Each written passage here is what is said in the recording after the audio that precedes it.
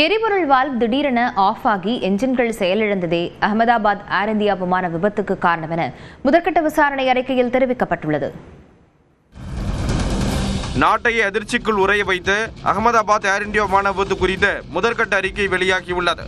June 12ஆம் தேதி அகமதாபாத்திலிருந்து லண்டனுக்கு புறப்பட்ட ஏர் இந்தியா விமானம் சற்று தொலைவில் பிஜே மருத்துவக் கல்லூரி விடுதி கட்டிடத்தின் மீது மோதி வெடித்தது. இந்த துயர சம்பவத்தில் 240 பயணிகள் உட்பட 260 பேர் உயிரிழந்தனர்.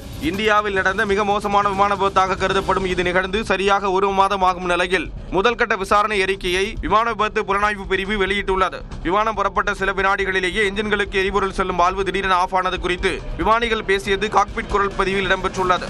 ஒரு விமானி மற்றொரு விமானியிடம் எரிபொருள் செல்லும் வால்வை ஏன் அடைத்தீர்கள் என கேட்டுள்ளார். அதற்கு தான் அடைக்கவில்லை என மற்றொரு விமானி பதிலளித்துள்ளார். 2 என்ஜின்களும் செயலிழக்கும் போது ராட் என்ற அமைப்பு மூலம் விமானத்தை அவசரமாக இயக்க முயற்சி நடந்துள்ளது. விமானிகளின் முயற்சியில் எரிபொருள் செல்லும் 2 வால்வுகளும் மீண்டும் செயல்பட தொடங்கினாலும் ஒரு என்ஜின் மட்டுமே இயங்க தொடங்கிய நிலையில் வேகமும் உயரமும் விமானம் மேலே எழும்புவதை தடுத்து விபத்துக்கு வழிவகுத்ததாக சுட்டிக்காட்டப்பட்டுள்ளது.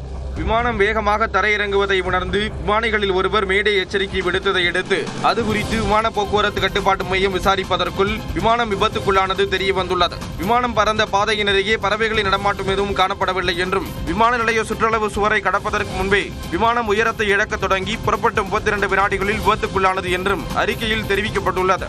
கட்டடங்கள் மீது விழுந்து தீப்பிடித்ததே விமானம் முற்றிலும் உருக்குலைய காரணம் என்றும் அறிக்கை கூறுகிறது. கடும் சேதமடைந்த கருப்பு பெட்டியை அமெரிக்காவுக்கு எடுத்துச் செல்லாமலேயே டெல்லியிலேயே வைத்து தரவுகளை சேகரித்துள்ளனர். நாடாளுமன்ற குழுவிடம் சமர்ப்பிக்கப்பட்ட முதற்கட்ட அறிக்கை வெளியான நிலையில் விசாரணை தொடரும் என்றும் முழுமையான அறிக்கை பெற இன்னும் 6 மாதங்கள் ஆகும் என்றும் விமான விபத்து குறித்த புலனாய்வு அமைப்பு கூறியுள்ளது. மேலும் விமானத்தை உருவாக்கிய போயிங் நிறுவனம் மற்றும் என்ஜினை தயாரித்த ஜெனரல் எலக்ட்ரானிக்ஸ் நிறுவனம் மீது எந்த நடவடிக்கைக்கும் பரிந்துரைக்கப்படவில்லை என்பது குறிப்பிடத்தக்கது.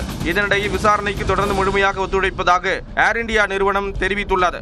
விசாரணையின் தீவிரமான தன்மையை கருத்தில் கொண்டு குறிப்பிட்ட விவரங்கள் குறித்து தங்களால் கருத்து தெரிவிக்க முடியவில்லை என்றும் தெரிவித்துள்ளது.